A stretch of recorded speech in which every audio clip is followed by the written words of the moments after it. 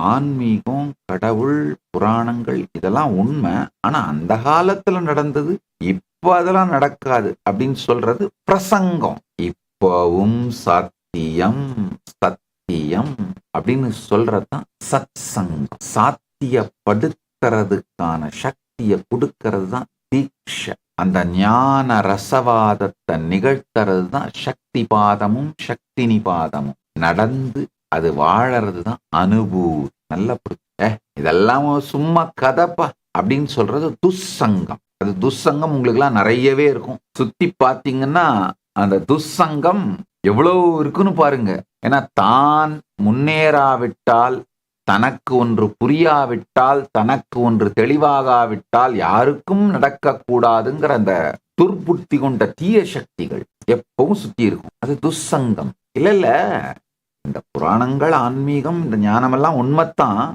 அதெல்லாம் அந்த காலத்துல நடந்தது. இப்பெல்லாம் நடக்காது. கலி கெட்ட காலம் இது. எங்க நம்மெல்லாம் அவ்வளோலாம் குவாலிஃபைடா இல்ல, அப்படிலாம் நமக்கெல்லாம் அப்படின்னு சொல்றதுதான் பிரசங்கம். மேலும் விவரங்களுக்கு ஆஸ்க் நித்யானந்தா.